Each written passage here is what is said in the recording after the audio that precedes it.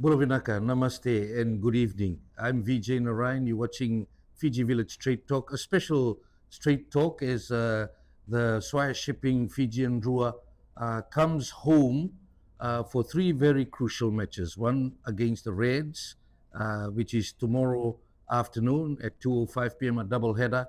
The Fijiana 15s take on the Wallaroos after that at HFC Stadium. And what a cracker of a day it will be. Rugby at its best. I have the CEO of the Drua with me. Mark, it couldn't get better with the Drua coming back, taking on the Reds here at home. But you may be a bit uncomfortable based on where we stand on the table. I'm disappointed. Yeah, Vijay, I am. I mean, I'm like any fan. You know, you don't want to be where we are. And I think probably some people, not all by any means, but some people are sort of going, well, it was great last year and it was great the year before. And now look at and actually, people forget really quickly, don't they? You know, the perception that the year 2 and year 3, because year 1 was, you know, very, very difficult over in Australia, but year 2 and year 3, and people forget we won a number of games in those 2 seasons, right at the death.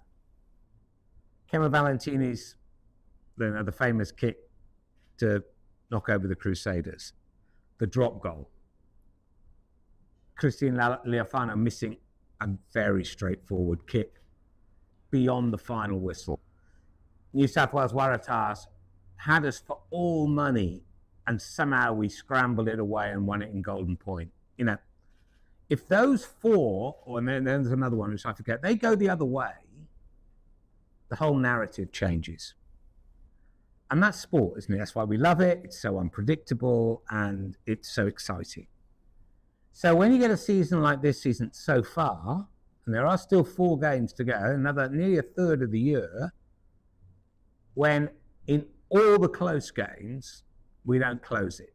So the 2 games we've won reasonably comfortably. We beat the Chiefs reasonably comfortably. We beat the Waratahs, I thought, quite comfortably, although it was within 7 points. But I just didn't. I felt we were never really going to throw that away. And then you look at the other end of the scale and you go, there were a couple of games when we were really poor. But there were a couple of games we were poor in season 3, and there were a couple of games we were poor in season 2. We have not been yet, and we aren't yet, the most consistent team.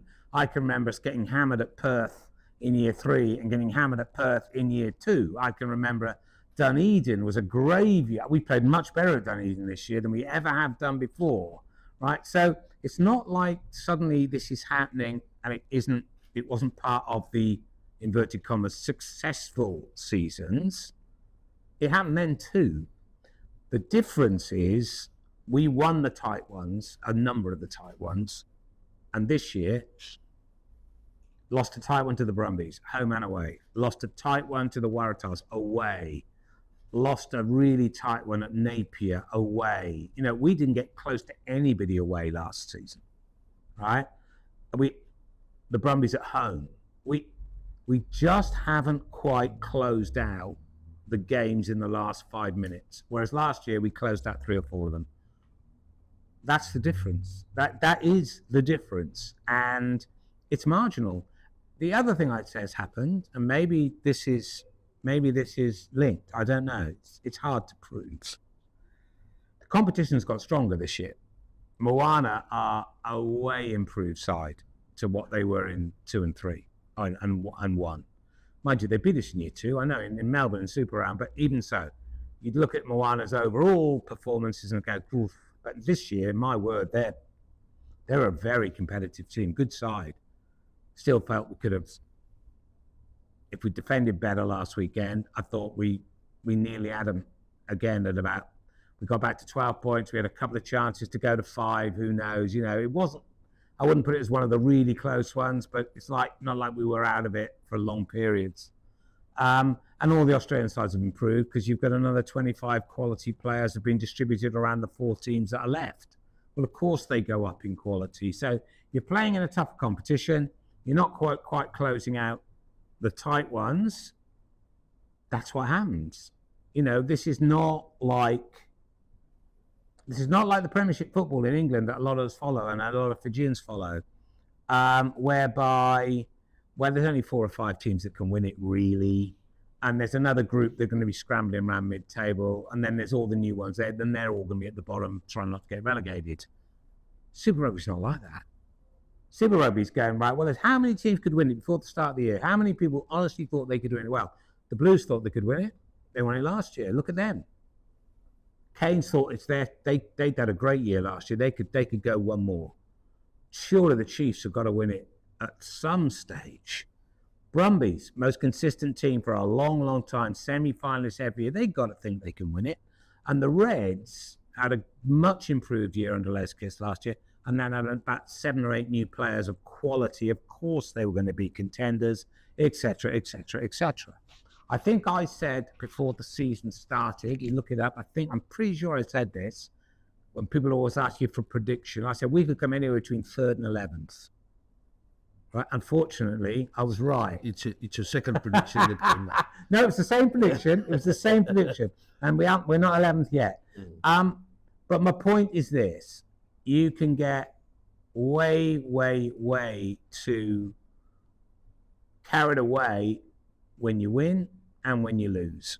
You can. Winning hides everything. Losing magnifies it. And you're never as good as you think you are. And it's never as bad as it may feel. I think, as I said to you earlier, we've played pretty well in most of the games. Just haven't won enough of them. There's only really, I'd say, 2 games, as I said, that I was really, and even the Crusaders, we had 50 minutes of brilliance, but that isn't enough. So I thought the Crusaders and the Force were really not acceptable. Other than that, I'm not saying they were all great, but some of them were. And some of the ones we lost, we played really, really well. I'm very pleased with it. And that's all you can ask. And in another year, it goes another way. And that's just sport. Well, close games, no doubt. This season has seen a lot of close games for the Drua. A lot of close games in the whole competition, actually. If you look across the whole competition. And we've been on the losing end, and unfortunately. Is there something to do with the mindset of the players as well? Do we need to build something stronger so that as far as decision making is concerned, when do you kick? When do you run the ball? Well, what do you do in the last 10 minutes question. or so? We're pretty much the same group of players that closed the close ones last year. So we've either changed, I don't think we have, or you could still say, and I think I would say this, it's an interesting question. I think I would say this.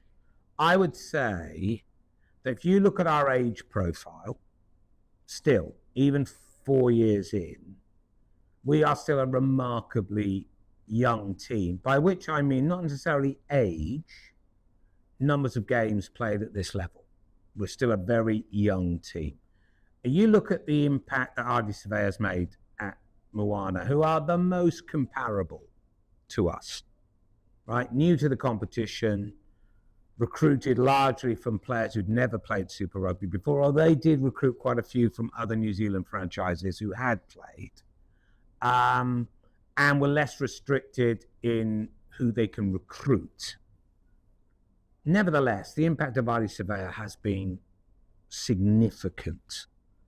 That's about experience, it's about leadership, and he's not a magician. He's not done it on his own. There's been other things that have happened to that franchise that have led to a significant improvement. But I think it's fair to say that our age profile is a little bit of a concern. Now, the way you can get around that, given that we can only want to recruit Fijians, is tricky. Because actually, the group you'd look to, the sort of Butia, Randandra, Nasia level, the very Bill Matter, those very experienced, well into their 30s, Fijians who could play a role. They're probably a little bit too old, that group. Now, that group is 34, 35, 36, I think, even in one case. And Super Rugby is a really quick comp now. It may not be the most financially lucrative competition of the 5 around the world, but it's undoubtedly the quickest. And you look at the average age of players in Super Rugby, it's lower than it is in some of the others. And there's a reason for that. Partly it's the climate and the weather. You know, if you're going to play in Suva or play in Brisbane or Perth, you better be in good shape. It's hot, it's quick, it's a fast track. You know, you're not playing, without being derogatory to anybody, you're not playing at Sale on a Friday night, or you're not down in, Clermont-Ferrand. You know, it's with the snow in January. It's quick. It's a sort of young man's competition to a degree. So that group's probably, all due respect, a bit old. And there's a bit of a gap after that. And we've looked real hard to see, look, are there some players who are playing overseas of a particular age and level of experience that we might be able to bring back and supplement the leaders we've already got? Now, we sort of did a little bit of it last year. We brought Penny Ravai back at 34. He's been brilliant. Been absolutely brilliant. Unfortunately, and this is always the trade-off, he copped a couple of injuries. He's back now, but he's been fantastic. Off the field, training with the younger props. He's just been brilliant. We could get another 4 or 5, I'd do it. You might see more of that in the new season? Well, it's hard to come across those players when you actually go down the list. You get down your database that I've got, and you go through all the players that fit that criteria, sort of late 20s, early 30s. Getting those older heads. Fijian, in the right position, who want to come back to Fiji, who you can afford. That's quite a tough one to pull off. But you keep trying, because I do think it's fair. And in time, and I talk about this a lot, we're only in our 3rd proper year. I'm absolutely convinced that some of the players who do go, and they will, in their mid-20s, 25, 26, 27, will come back round at the end of that, towards that 32, 33, 34. Right, so I don't think it's a problem the Drua are going to get stuck with forever. But I think it's going to take a bit of time, because those types of players, there aren't that many of them. And you think you're a fan as well as a pro journalist, mate. You think through that flying Fijian rosters of recent vintages, and how many could you genuinely put on a list and say they've got to get in the team, so they've got to be better as a player than who we've already got in that position, and they've got to be a certain age, and they've got to have a certain experience, and they've got to want to come. I tell you, welcome to my world. It's quite a small list, but you've got to keep bashing away at it, because your analysis is correct, and I share it, and Glenn shares it, and we're a talented, but still pretty inexperienced, quite young team playing in a very, very competitive competition. That's no excuse. That's just the way. The easy way, when we'd never do this, the easy way to get around it, relax the Fijian rule. Say, as Moana do, to be fair. You know, now last time I looked, Tom Savage is not Polynesian, right? He's from Gloucester. He's a white dude from Gloucester, right?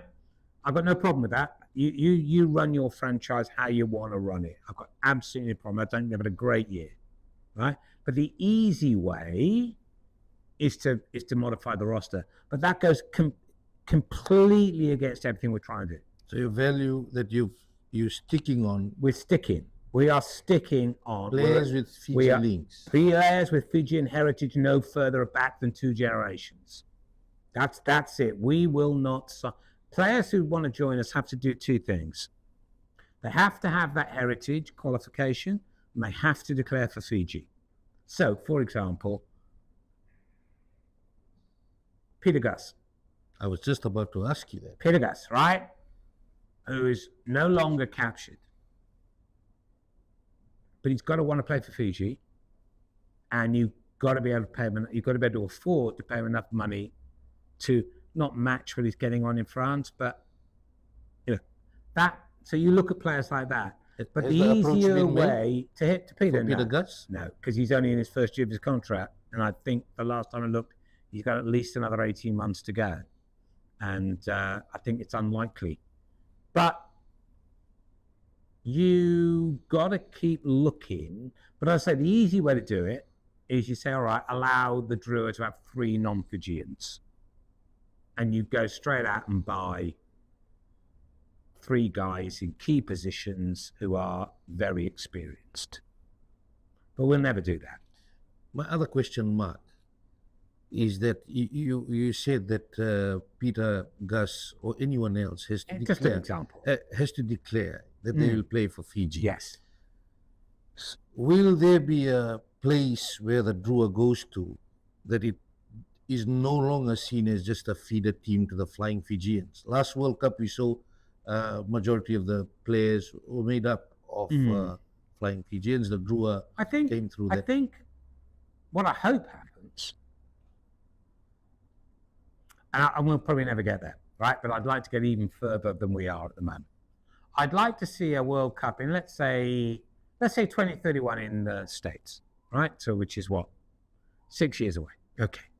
I'd like to see the Fijian team at that competition, do really, really well. Semi-final, let's say, which would be a hell of an achievement. Because they're a bit like the Drua now. We're 9th in the world. And you look at the top 8 clubs above them, they're all good. I mean, the top 4 are really good. And England ain't bad now. And Scotland, probably the best Scottish team for goodness knows how long. And Argentina are a really good side. And then we're under them. We're that's where we should be in the world. Now, we want to get up 2 or 3 rungs of the ladder, like the Drua. That's hard. It's going to take a while. So I hope by 31, you look down the Fijian squad and go, right, there may not be as many Drua players as there were last time. There may, but there may not. But if you count former Drua players, it's 90% of the team. Because that's part of our purpose. Right? One of the reasons the Drua was set up, one of the reasons, there's a whole host of reasons, but one of the reasons the Drua was set up was it to create an opportunity for boys on the island to stay on the island, become professional players, and grow and gain experience in a very good competition that isn't straightforward and isn't easy and isn't a pushover. And we've certainly got that, which will improve them as players. And then some, not all, some won't want to go, but some will. And they say, no, I'm going to go to France, I'm going to go to Japan, you'll never be able to compete with that financially. New Zealand rugby can't compete with that financially. Australia, everybody in our competition cannot compete financially with Japan, France, and the 2 other European leagues, but particularly France and Japan.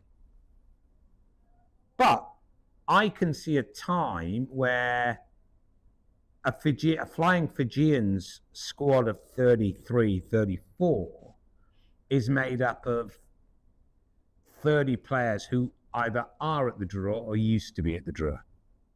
And some of whom will be on their way back to the Drua, as we talked about earlier, as they get 32, 33, with 34, the maturity that you with all the stuff they learned with us, all the stuff they learned overseas, and then back, providing what you're quite right, and we all agree, is a gap for us at the moment, but won't be forever. The other question, and a lot of fans are saying many things. They say That is their prerogative. That we've had a hopeless season and we're at the bottom of the table.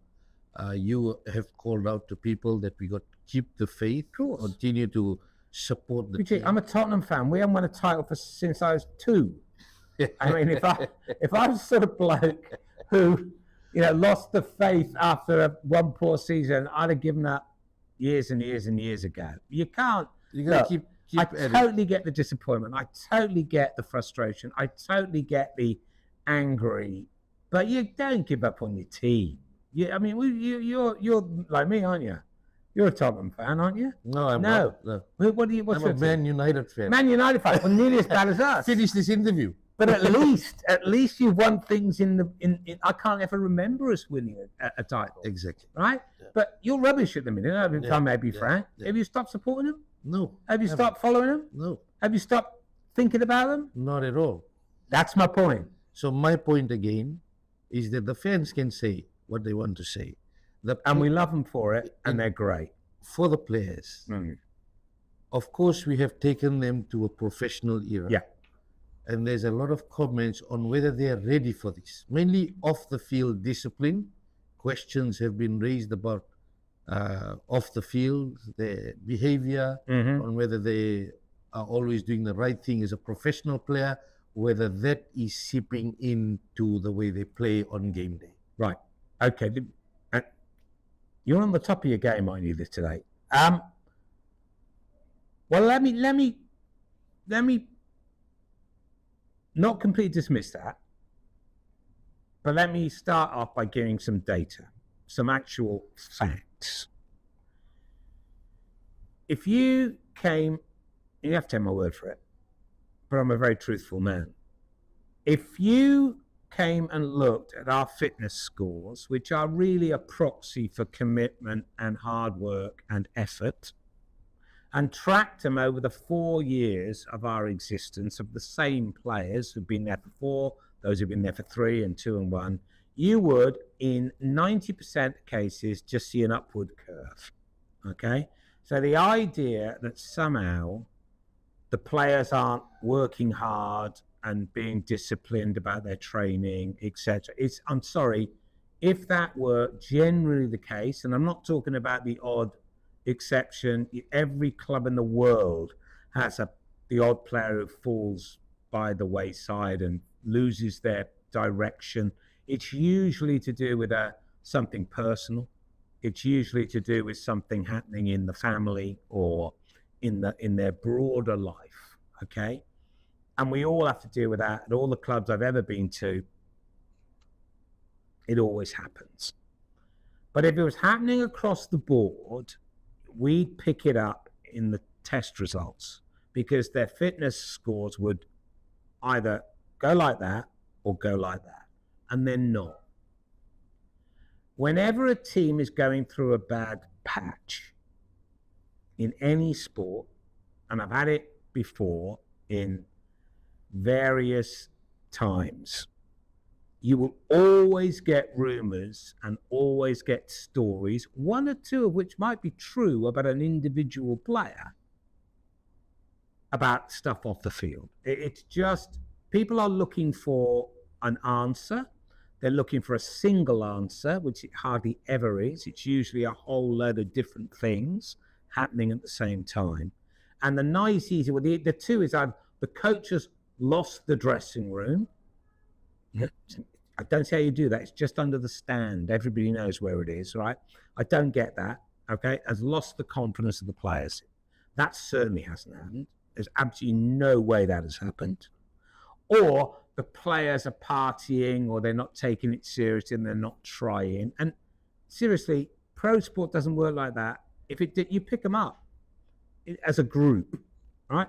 The odd player for a while, yeah, it happens all the time, but that ain't what this is about. This is about I fully accept that somebody say, well, actually, maybe that team's a bit young and could do with a couple of older hands. I think I'd certainly say that's worthy of consideration. That's a possible one of many factors. But this idea that somehow the whole squad's just, partying full stop non-stop and not taking it seriously and not training hard and it's just nonsense. You I mean, won't entertain it anyway. I once inherited, I'll tell you, it's a long time ago. I once inherited a team that and actually you're a Manchester United fan. Alex Ferguson had exactly the same thing. I'm not comparing him with myself with the great man, right? But he inherited that team, I think it was in 93. And they had a serious drinking culture. See, you know the players I'm talking about, right? A serious drinking culture. All of Manchester knew it, right?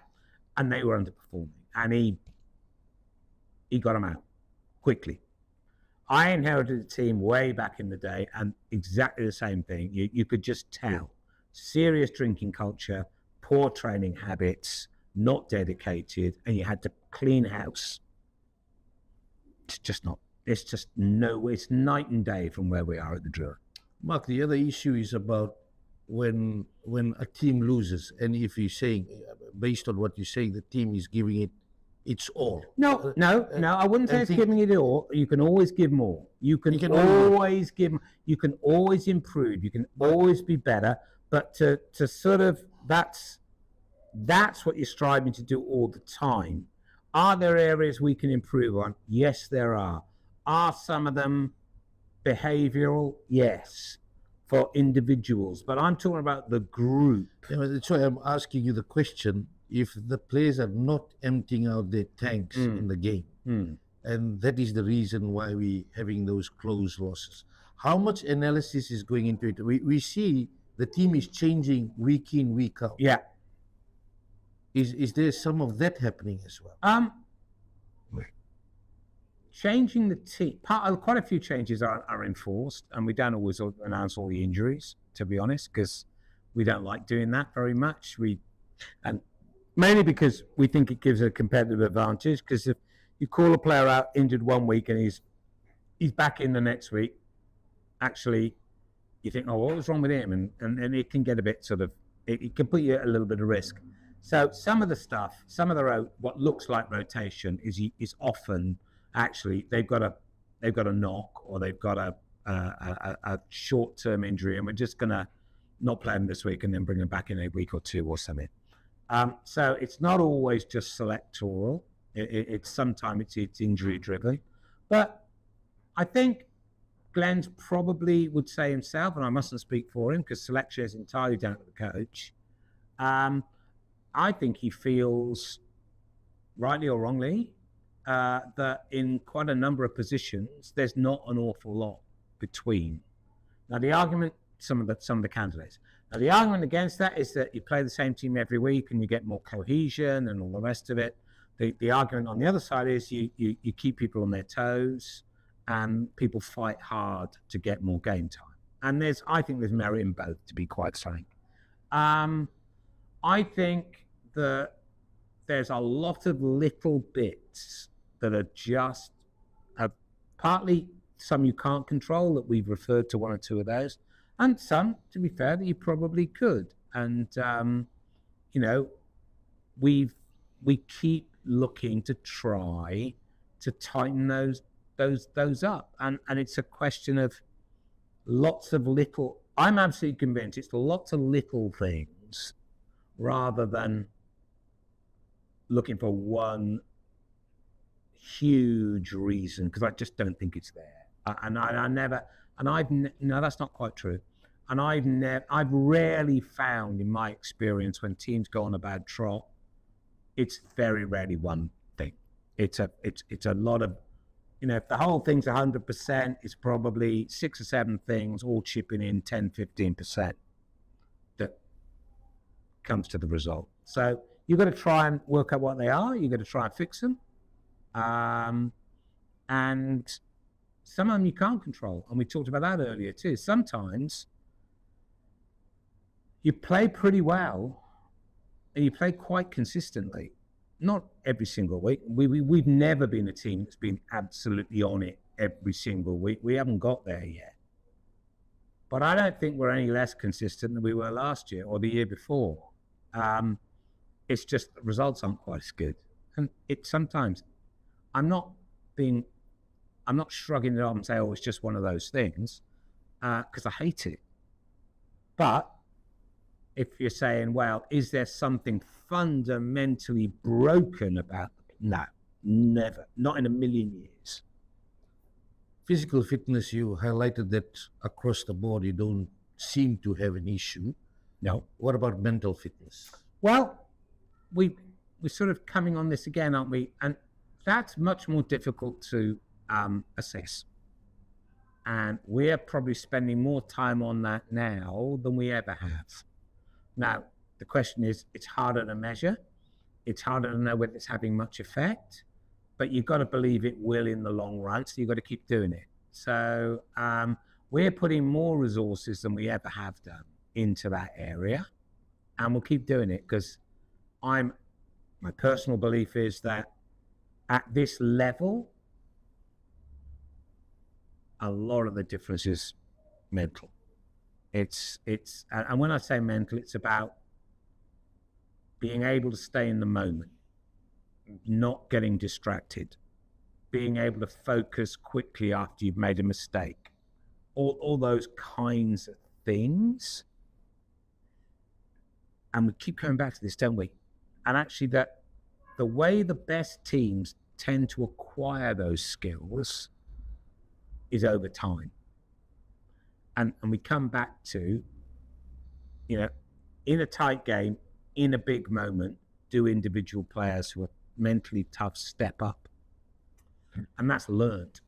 That is learned. You can help people to acquire those skills. So I would say that's an area where we're putting in more resources and we're spending more time, and we're going to keep doing that because I think that is an absolutely key area. Yeah, I asked the question because it's the issue of once bitten, twice shy. Sometimes gun shy after you made a lot of mistakes, and then you've got another game which is a big game, but still you get into that moment in the game. What if I drop this ball? And that's exactly what we're talking about. The people talk about what does mental hardness, mental toughness mean? It means, in my book, being able to stay in the moment and to stay in the present in the modern vernacular. And that's quite tough because when you make a mistake, you tend to dwell on it. When you're coming off a bad trot, you're thinking, oh my God, not again, not again. And mentally tough players, either in individual sports or in team sports, are those that are able to actually block that out and stay, right, what's happening now? What's my job? And that's what a lot of people call experience, I think. And I'm not saying everybody who's played a long time has got it. That's not what I'm saying. But it's very, very rare. You do get the odd player. Who's almost, that you think they almost seem born like that. I remember watching a young Johnny Wilkinson thinking, geez, he can't have been more than 20. And he played like a 32-year-old. And it just he just seemed there all the time. But they are so rare. Those players are so rare. Mostly you learn it, and you learn it over time. And then we're back to where you and I were discussing earlier. Mark, the Reds tomorrow afternoon, no doubt in the background, a stern message would have gone out that we need to step it up, mainly in front of our home fans. And we have got 3 home games. Yeah, well, back to back. The message is a bit like I said to the fans earlier in the week. It's about performance, and we got to concentrate. We got to focus. We got to stay in the moment. We got to perform. We got to put in a lot of effort. And if we win, doing that makes it more likely we'll win. Doesn't guarantee it. And that's what we're going to keep doing. It's a process thing. It really is. It's about, you don't win games by wishing you'll win, right? You win games by as many of the team, if not all of the team as possible, staying in the moment and concentrate on their job. That's what we've got to do. You've got the first night game coming up in Suva as well next week. The only night game of this year. We had a great night last year, apart from the result with the Canes. I love night games. I think they're great. I'm really looking forward to that one. That's the Blues here at home. Blues here, HFC Stadium in Suva. That other terrible team who were champions who were running 9th. Yeah, that one. And then you've got another one in Lautoka. And then Lautoka, we got the 4th. And obviously, we're very proud of our record in Lautoka. But the 4th gave us a hiding over in Perth. So time to turn the tables. As CEO of the Swire Shipping Fiji and Drua, the kick-off tomorrow, of course, there's some people still saying, oh, should I not?